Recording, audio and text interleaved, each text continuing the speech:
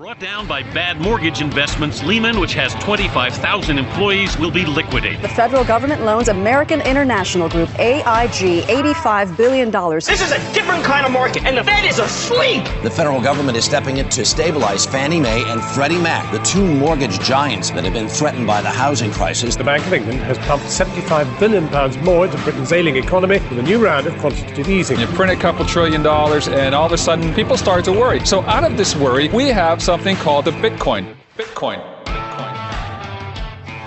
Welcome to On the Brink. I'm Matt Walsh. And I'm Nick Carter. And this episode is brought to you by Coin Metrics. And here is the Metrics Minute. Today's Metrics Minute is all about Bitcoin. Bitcoin is up 113% year to date. Wow. Not a bear market. It's not a bear market. A lot of people reached out to me. They're like, Nick, I heard you said that it's officially a bull market. And I said, no. Matt said that. I said that. I'm not responsible for that statement. Yeah. So that's you. Put your seatbelts on. On your conscience, bit. So Bitcoin's up a lot this year. We obviously hit 35K. That level hasn't been seen since May 2022.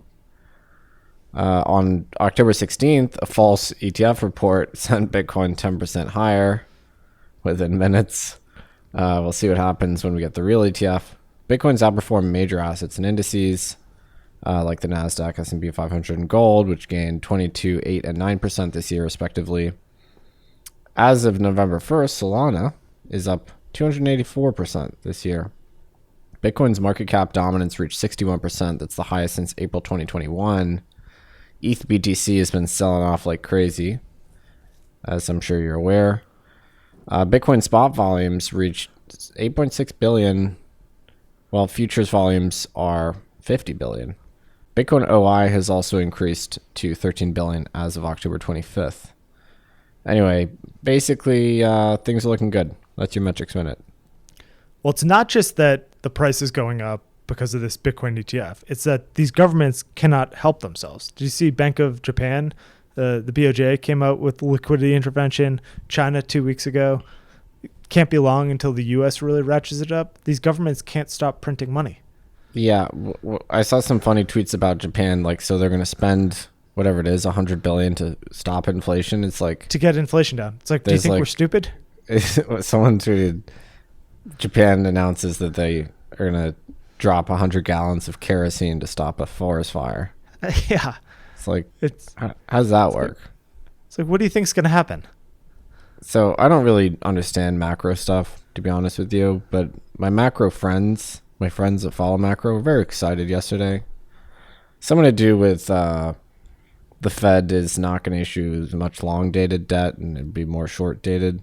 Look, I don't know what any of that stuff means. I just know that they like it. And if they're happy, I'm happy.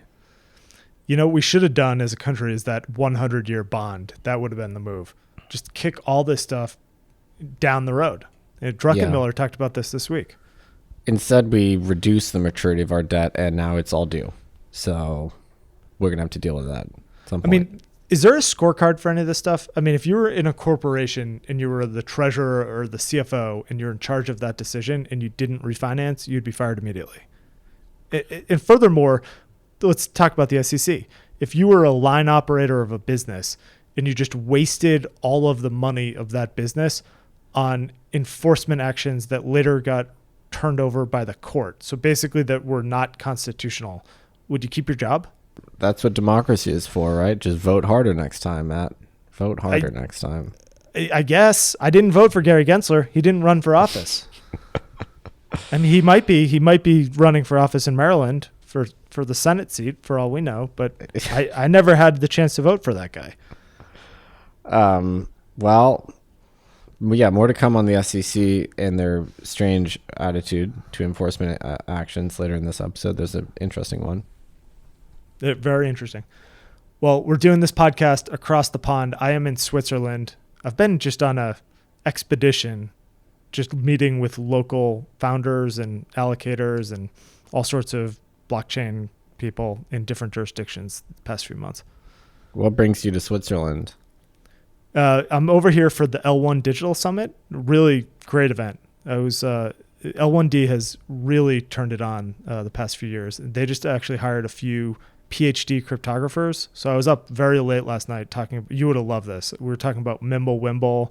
We were talking about confidential transactions, some of the old Bitcoin talk forum stuff, some of the G Maxwell stuff. Went really. I could have stayed up all night last night talking about privacy. It was great. Yeah, good old mimblewimble, man. You know, I really believed in that once upon a time.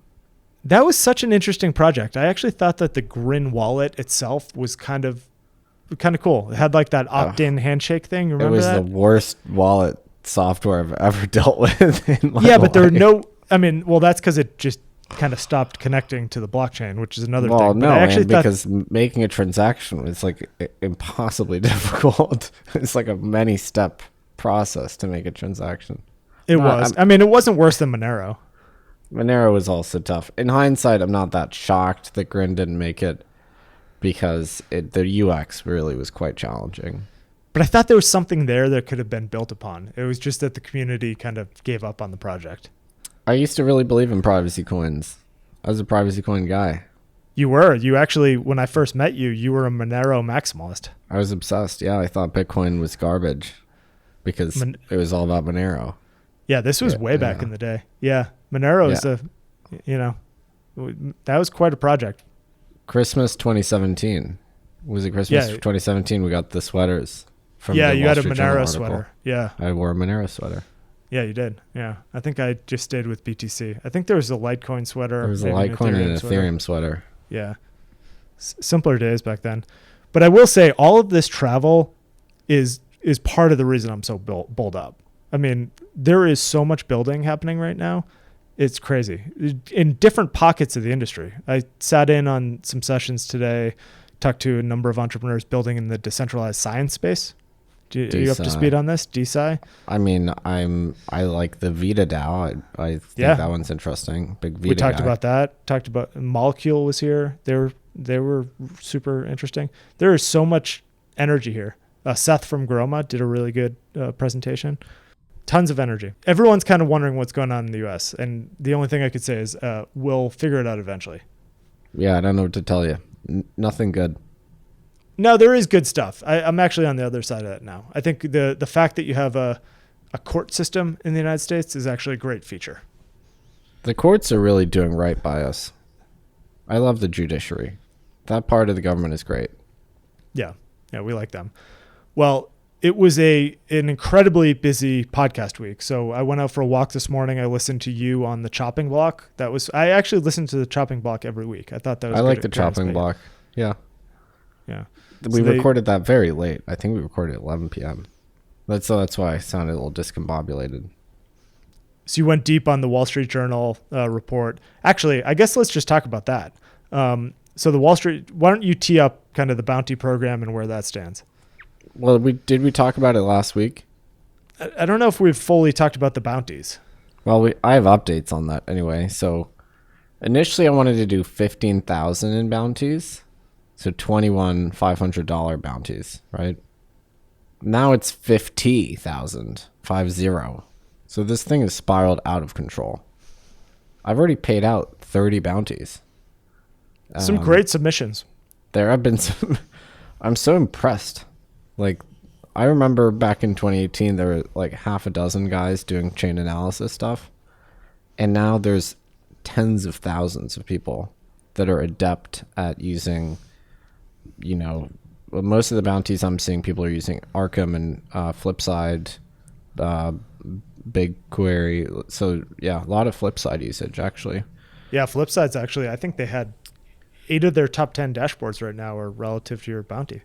Yeah, so there's a few parallel bounties going on, which is complicated. So Arkham has their own parallel one on their own platform. But overall, there's over $50,000 worth of bounties available, which is crazy.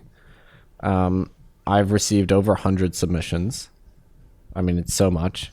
And we're actually converging on some sort of sense of truth, which is really cool. So we're kind of getting to the bottom of it. Not completely. Like if you wanted to ask me specifically how much in Tether or crypto generally did Hamas raise, I can't tell you the exact number because of the wallet clusters released by the Israeli intelligence. We don't know specifically which ones are Hamas.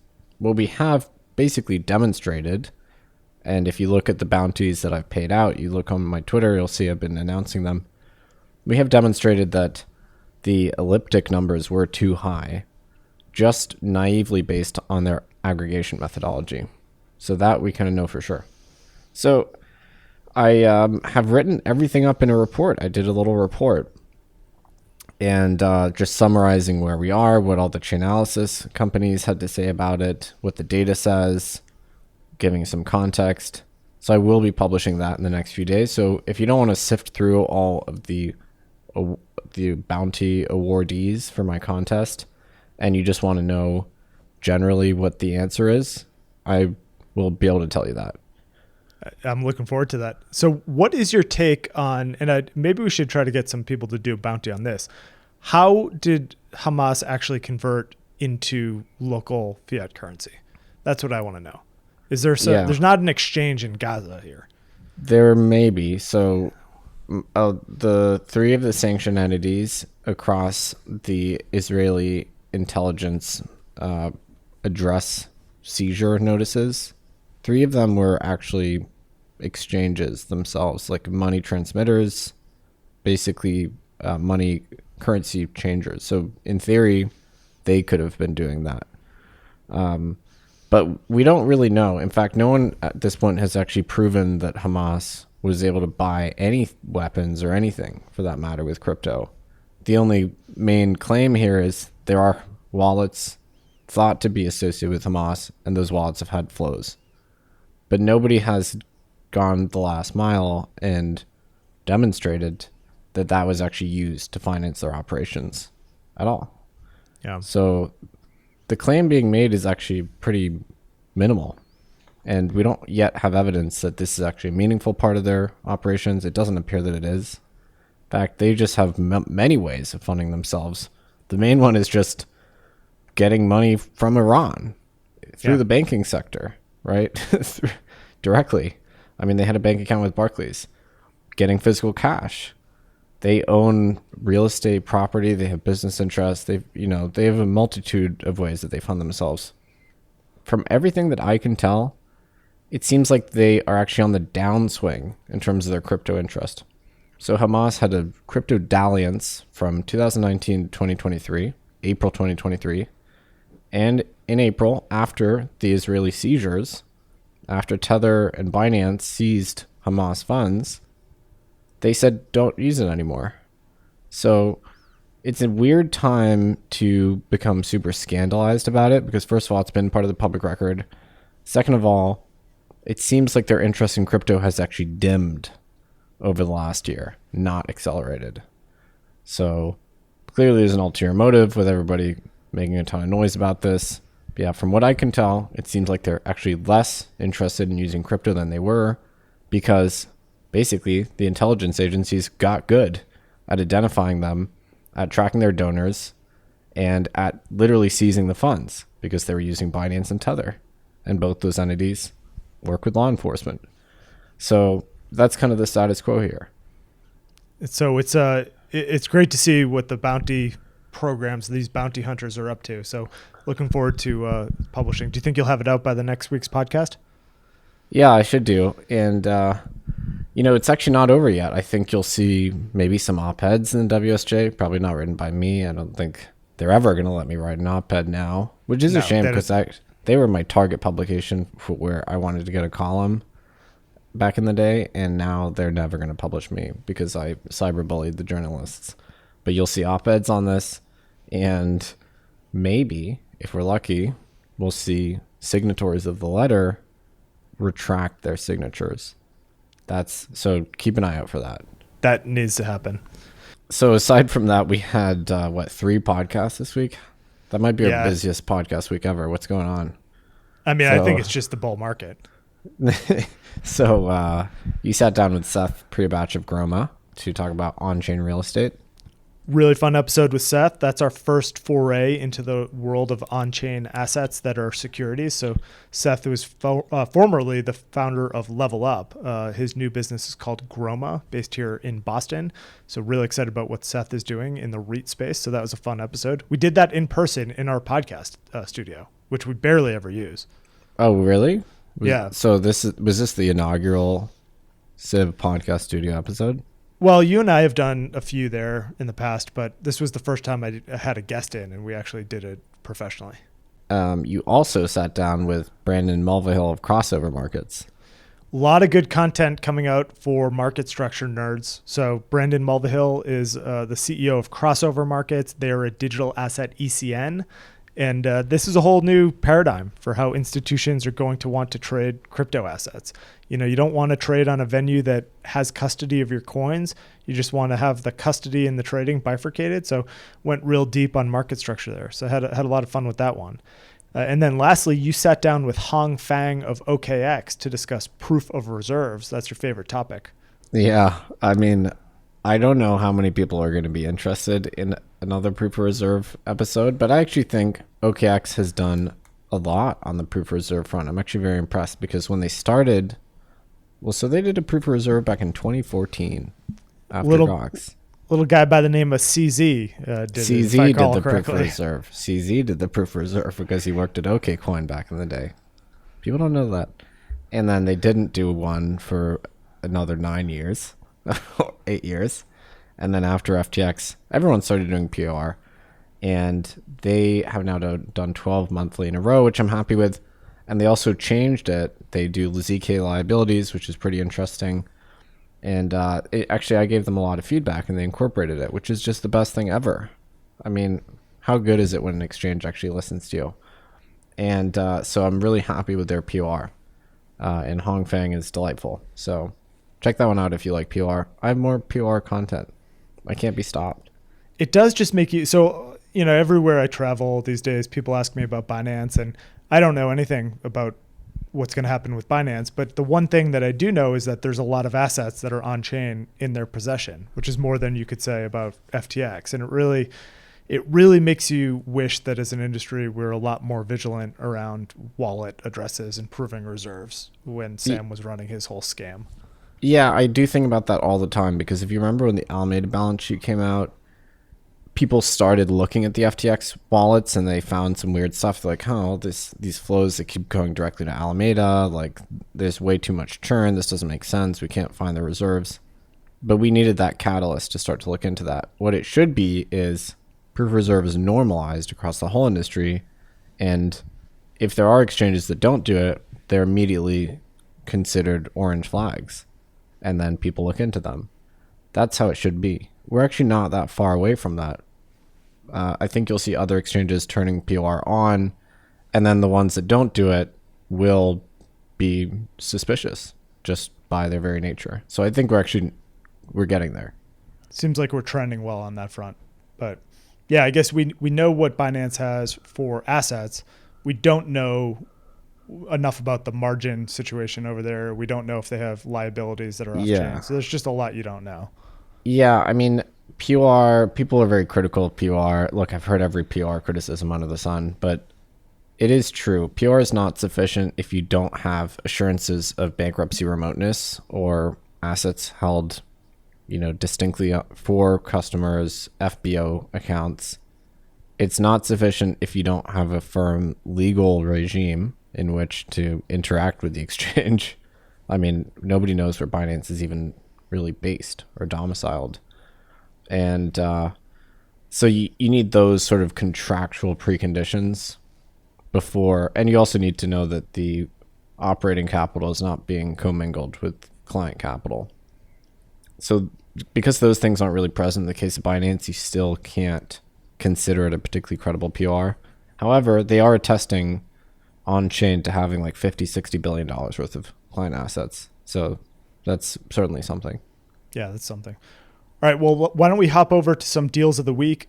These deals are powered by Masari Enterprise. So Man, this is a really good platform. So we actually got a demo this week. So it kind of been freewheeling it. Very impressive. So surfacing a bunch of deals that we otherwise would not have gotten. They get some longer tail deals here. I actually didn't put them all in the newsletter this week because they even get the super small ones, which are just like angel backed. So check that out. First one up is Tapasware.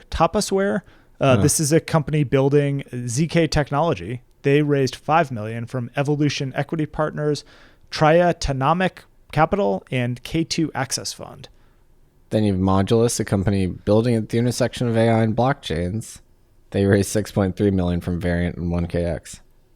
Then we have Animoca Brands. This is the Web3 studio. They have announced an investment from Neom, which is a Saudi Arabia-backed accelerator.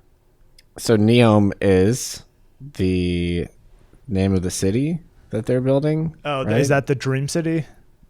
Neom is the Saudi Arabian net new city? I guess it's the name for the whole urban area, which I guess includes a tech accelerator. But am I wrong in saying that's the one that has the line? Yeah, the line is part of Neom.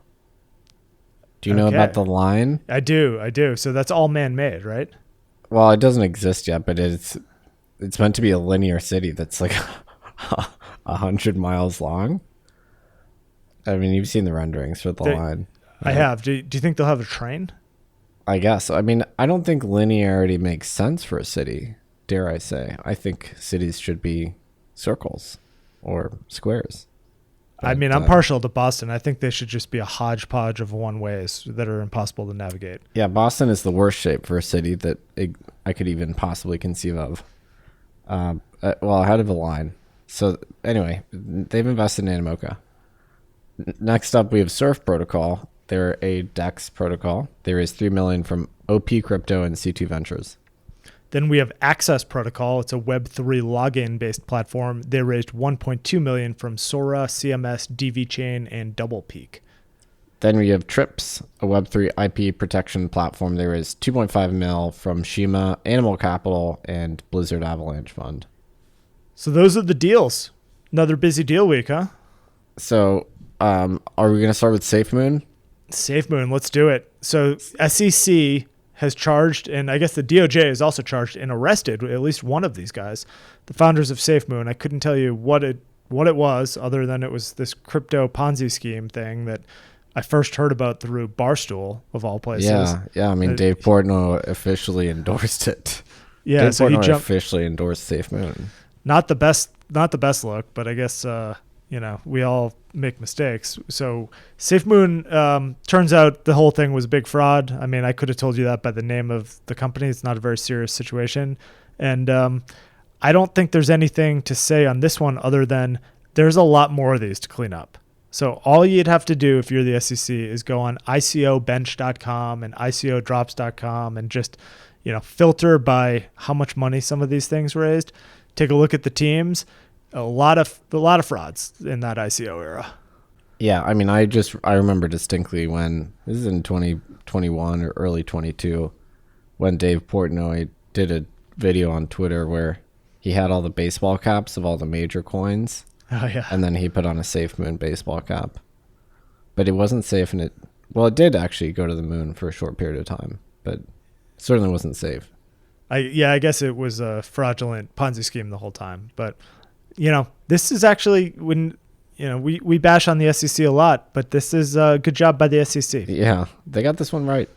Yeah, they got this one right. Like I said, there's a lot of other stuff to spend your resources on in this industry. We'll get to where they are spending their resources, but there's others like this. Let's just put it that way.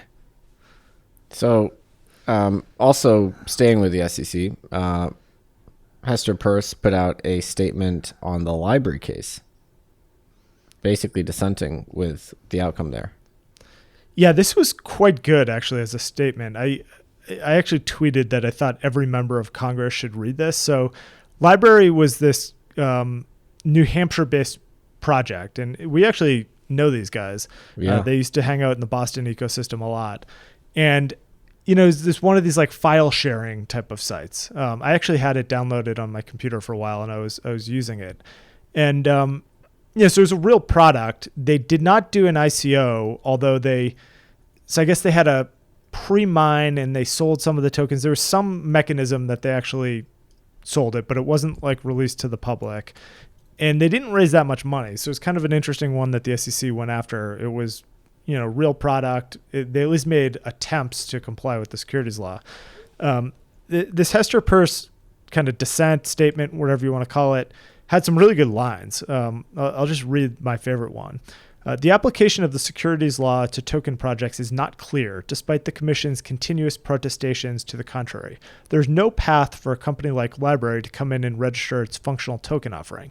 The time and resources we expended on this case could have been devoted to building a workable regulatory framework that companies like LBRY could have followed. I could not have said that any better myself. Yeah, LBRY was a kind of unique case where the product was operational, I think, even before the token was issued. It was, yeah. I mean, there was a real, actual purpose to the network. And they were just railroaded by the SEC. The SEC forced the entire company to shut down. I mean, basically destroyed this perfectly functional project. Yeah, these guys got run over. Yeah, I mean, that's one of the great travesties, and a very well-meaning and serious team as well. Yeah, that was a real shame. But like I said, everyone should go out and read that statement from Hester Pierce. So in other news, and this is if you have the SAB121 bingo card going for this episode, you can activate it right now because that's the free space. Yeah, this is heating up here. So SAB121, as anyone who's ever listened to this podcast will know, this is that staff accounting bulletin 121 that the SEC put out in April of 2022. And it said if you're a bank in the United States or a publicly traded company that holds crypto on behalf of customers, you need to count those assets as assets on your own balance sheet, which doesn't work for banks because banks can charge 35, 45 basis points to custody Bitcoin, ETH, other types of digital assets. But if you have to hold a 500 basis point capital charge against it as if it were your own asset, you could never run a custody business. We would not have custodians in the United States if this was the law for other types of assets. So the Government Accountability Office, the GAO, they released their analysis on this SAB 121. And some of the key takeaways, shout out to Cody Carbone at the DC Chamber. Some of the key takeaways here. So the SEC failed to comply with the law. The Congressional Review Act. So the CRA states that under agency rules, unless there's an exception, they must be submitted to both the House of Representatives as well as the Senate and to the Comptroller General. So the SEC never did that. So they basically just pushed through this rule with just no comments. So what happens now is a little bit unclear. So Congress has a chance to review and disapprove of laws issued by federal agencies over a 60-day period. And if there's a resolution of a disapproval, then that law just goes away. So theoretically, within the next 60 days, Congress could take this up and just by a simple majority, just make this thing go away.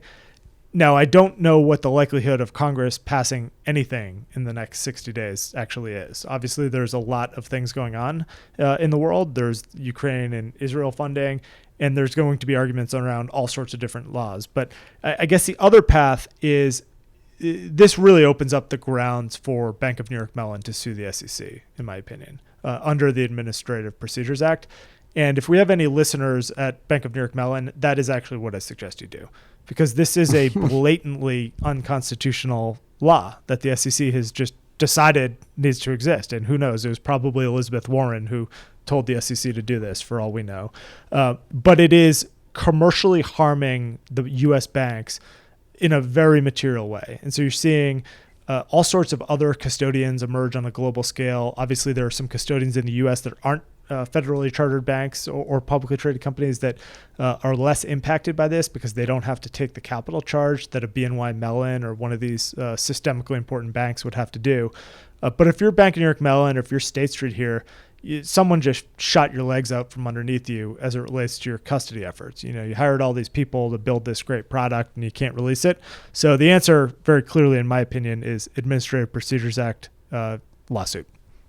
So to dumb it down, the SEC can't just spirit new laws into existence, as far as I understand. If it's a particularly material rule change, which this seems to have been, they need to run that by Congress. Is that correct?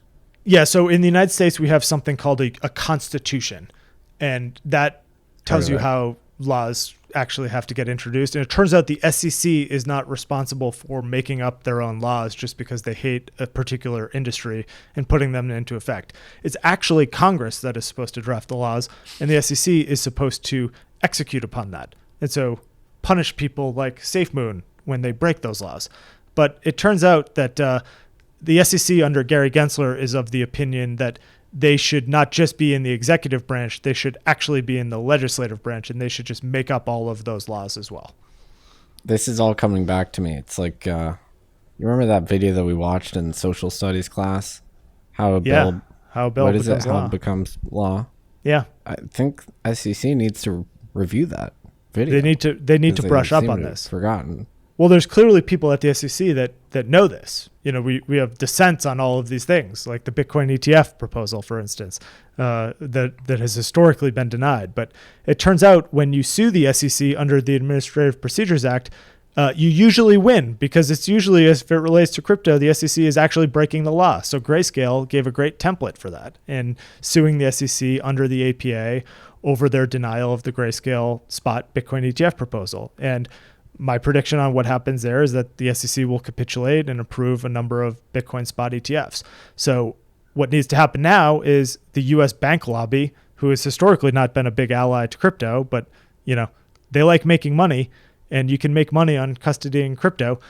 So they get involved here. Let's get an APA lawsuit, and let's just get this thing rolling. Yeah, I mean, people think that banks are sort of the enemies of crypto, which I always found a little strange, because there's a lot of banks that want to do crypto stuff, whether it's custodying, working with stable coins. There's appetite out there, and they're being stymied, whether it's by the Fed, whether it's by this kind of informal guidance they get from the financial regulators, or by these contrived rules like SAB121. Just let the banks do crypto if they want. I mean, if your effort was to make these capital markets safer for U.S. consumers, you would think that in a post-FTX world, having the Bank of New York Mellon or State Street entering this arena and offering these products and services to their customers would be a really sensible step in that direction. Now, unfortunately, what you've seen, and we can dovetail this into PayPal, is the SEC just be incredibly hostile to the industry for really no good reason other than Elizabeth Warren is against it. And you just start to push capital offshore. So it's going to be the offshore exchanges, the offshore custodians, and the offshore stablecoin issuers that actually absorb the capital in the absence of Bank of New York Mellon and State Street and PayPal being able to compete on a level playing field. And so it came out this week that, and PayPal filed a public disclosure on this, that they have been subpoenaed by the SEC in relation to their stablecoin. So listeners of the pod will also remember that PayPal was about to launch their stablecoin. The Binance NYDFS thing happened, and there was a strong rumor that it was the SEC that told PayPal to halt. And so they halted for about 2 months, and then they actually launched it. And now it seems like the SEC is not happy about that. And so SEC is giving PayPal a hard time. So this is absolutely preposterous. Like, I know it's trendy to hate on the SEC, but this is absurd. This is a tokenized dollar that is not interest bearing. There's no return associated with it. PayPal holds dollars, and they issue a tokenized liability that you can transact with on the public blockchain. That's what a stablecoin is. By the way, that's what a PayPal dollar also is, like a regular PayPal dollar. It is. It is. They hold fiat assets, and then you can transact basically a tokenized liability on their proprietary database. So the only difference is not a public blockchain. Why is the SEC taking an interest in this? It's not a security under Howey or Reeves. There's no world in which it's a security. This isn't their aegis. It's not their mandate. It's completely outside of scope. They have no business here. I'd love to see what the complaint is, because it's completely inappropriate to harass PayPal over this. Well, I really hope that PayPal digs in their heels here, because it genuinely is it's a travesty that they're being targeted in this way. It's outright harassment. And again, back to my point earlier, if we could just have a rundown of the resources that are being spent in this way by the SEC, it would be staggering. We're talking about hundreds of millions of dollars of man hours and law firm hours that are going into just harassing Bank of New York Mellon, harassing PayPal, harassing really the folks that are trying to do this the right way. And, you're not seeing that in other countries. So, UK, maybe this is a good dovetail into what's going on in the UK, is that we're actually getting guidance in a lot of these jurisdictions. Yeah, so it came out this week that the UK has released guidance for crypto asset regulation, including stable coins.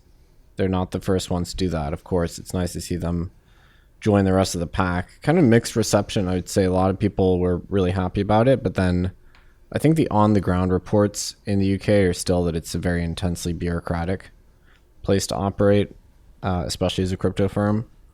But either way, pretty encouraging to see them come out with these explicit rules. Did you see that MicroStrategy bought more Bitcoin in October? So I think there's Tether is also now buying Bitcoin, but there was debate about this. I saw some takes that they'd bought 6,000 Bitcoin, and then some folks said they sold Bitcoin. But either way, the sort of existing cohort keep buying.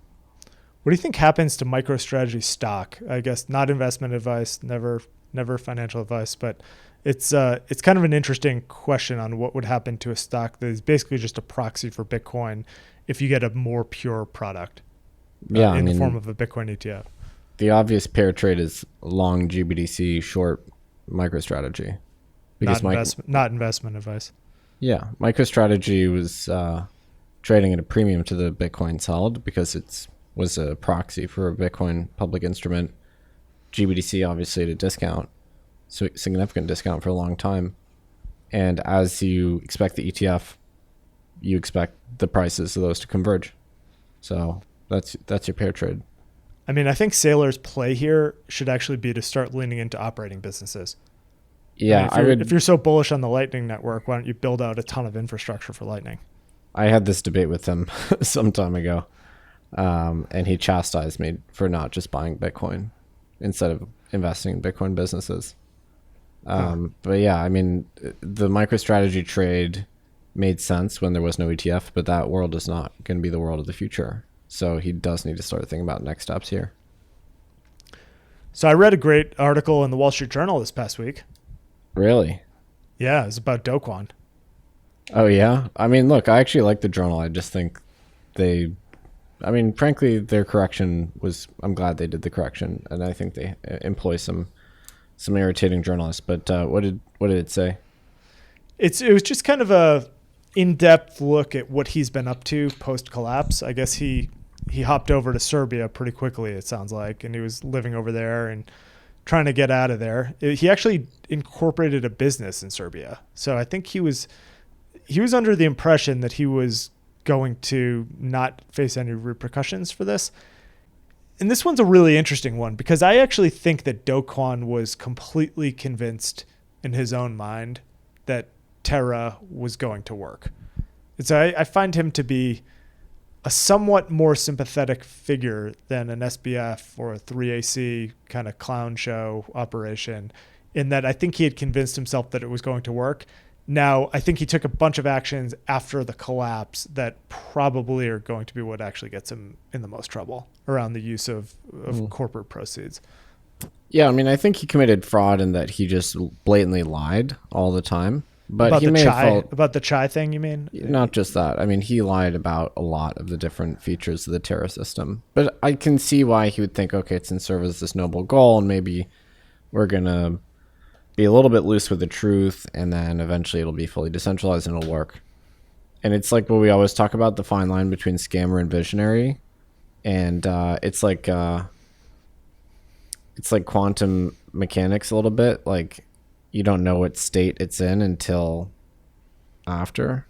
As in, for an entrepreneur, they could be both a scammer and a visionary at the same time, and you don't know which one it is until they succeed or fail. And then once they've succeeded or failed, you go back and you say, yeah, he was a scammer all along, or he was a visionary all along. So I kind of think that's probably the case here. I think he was very naive and frankly idiotic about like central banking history and believing that this system could work. And I think he got the parameters horribly wrong. But yeah, I know, I actually buy your take here that he really thought it would work. So he's sitting in jail in Montenegro. Sam is sitting in MDC. As of the time we're recording this, I believe they've just sent the case to the jury. So from my understanding from reading Inner City Press, which is such a good account, one of the jurors has a personal obligation tomorrow. I think they're going to a birthday party or something. And so if they don't come to a decision tonight, Thursday night, then it's a 3-day weekend. So any over under on how long it's going to take the SBF verdict here? I think it'll take them about 12 hours of deliberating. So I think we'll get a verdict on Monday. Yeah. Unless they cancel the birthday party, which they should do. No birthday party is important enough. I think that I think it'll be Monday as well. I think that there's no chance that you can just figure this out in 4 hours, because I don't think you're supposed to talk about the case if you're a juror during the case. And so there's probably going to be a bunch of just sitting down being like, can you believe how crazy this guy is and why are his parents not on the stand? There's going to be a lot for these guys to talk about, I think, and girls to talk about. So I think they'll probably just kick it around for a little while and then probably come back guilty on Monday is my guess. Yeah, and from what I have read, he didn't cover himself in glory, and frankly, I think even his own side put up a pretty weak case and sort of gave up towards the end. So he also didn't show any real contrition. I mean, he was defiant. He just went with the I did not recall defense towards the end. I guess the contrition, I guess, would come at sentencing if it ever comes. Look, he could have always said, like, yeah, look, I know I screwed up and I'm sorry, and I didn't mean for it to be this way. That could have been his defense. That could have been it. It's telling that there was 0 witnesses in his defense. Yeah, didn't a couple witnesses actually pull out?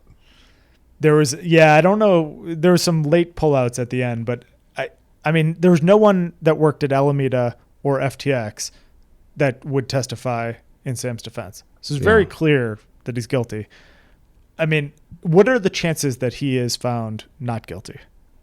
I think there's a 3% chance of a hung jury with one juror that has some weird kind of hang up and refuses to go along with it. I mean, there's always a chance of a hung jury. Always. That would be nightmarish. Yeah. To relive this all over again. Well, yeah. Does that mean you have another trial? Oh, yeah, of course. Yeah. They didn't even I don't think they offered him a plea deal. So, yeah, you'd go another trial. I mean, it would cost the taxpayers a lot of money. It would certainly cost Sam's parents a lot of money, but I guess they don't have to worry about that because that was all customer money that they're financing the lawsuit with. The thing that gets me about it is nobody really seems to care that much anymore on crypto Twitter. I mean, we've all kind of collectively decided to move on. I mean, pending justice being served. But the sort of like no coiners and the press and the sort of crypto critic class are obsessed with the trial. They're obsessed, and the journalists are getting there at 2 a.m. to get the good seats. They're going off and writing article after article about it. It's like their content bonanza. Meanwhile, the rest of us are completely over it.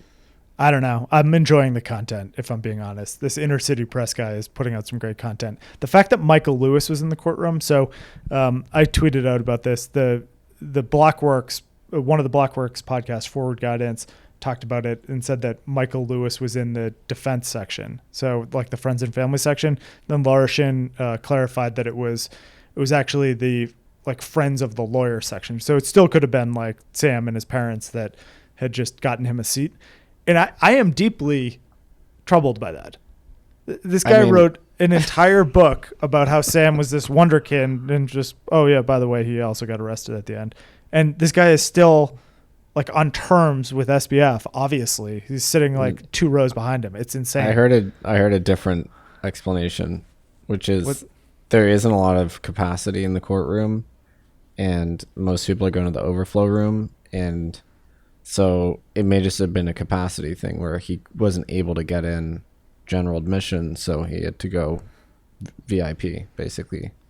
Well, I'd love for someone to explain this to me, because my understanding is that, yeah, he's VIP, but he's VIP because the defense attorneys or the family allowed him to sit in the row, because those are reserved rows. And so it's, yeah, what you're saying is right, but you have to be invited in. So if he had written the real story about FTX, that this guy was a scammer who was on speed for the last 3 years, I don't think he would have actually been invited into that section. So my only point is that he wrote a terrible book. I thought the book was okay. I mean, it was kind of entertaining. You know, not great, but it was okay. Well, it's entertaining. It was a story. It wasn't what actually happened. It wasn't the story you wanted him to write. Well, it wasn't what actually happened. I mean, he wasn't talking about how Sam was like defrauding people from the jump, which all came out in the trial and is all corroborated. So he didn't get any of the good parts of the story. There was the cube. I respect that there was a cube. No, there's a tungsten cube that was redeeming for sure. That part was good.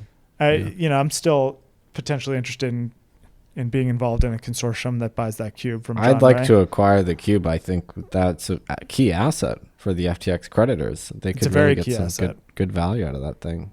I did a little maintenance. I still have my tungsten cube NFT. Me too. So I could. I thought I lost it though, and you can redeem it. You can still redeem it for a real actual tungsten cube. Okay, we might need to. That still works. Yeah. Midwest Tungsten's probably not having a great year. I've heard that they're still taking commissions for custom tungsten orders. I think there might be some in flight even.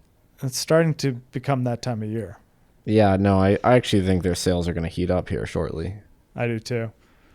Yeah, Midwest Tungsten. Man, I wonder who invested in them. It would have been very funny if a Dow had bought them or something.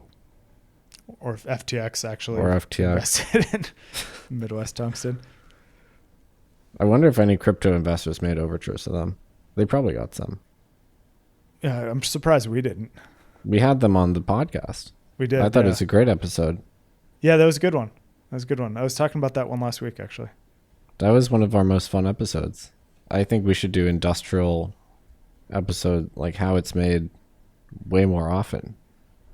Well, I still haven't had the guys from Dust Identity on the podcast. That would be a good industrial material grade diamonds. Science. Yeah, material science stuff. They make invisible barcodes, put them on the back of high value objects. Yeah, we got to make that happen.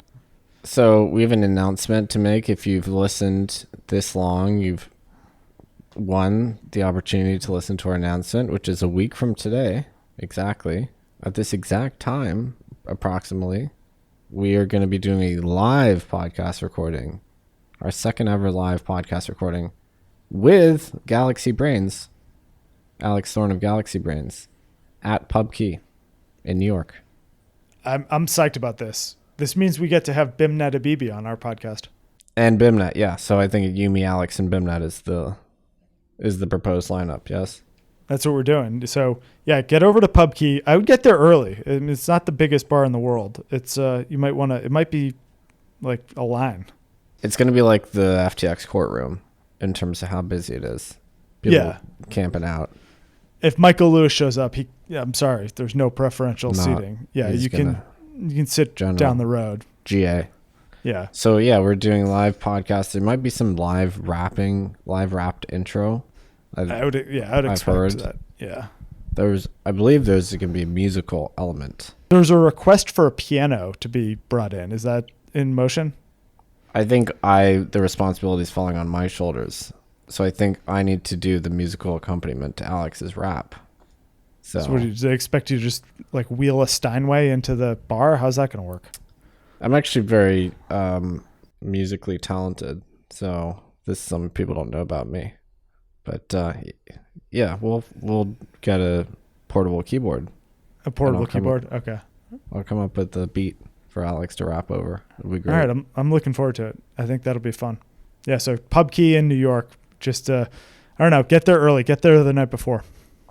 So yeah, come see us a week from today. OTB Live.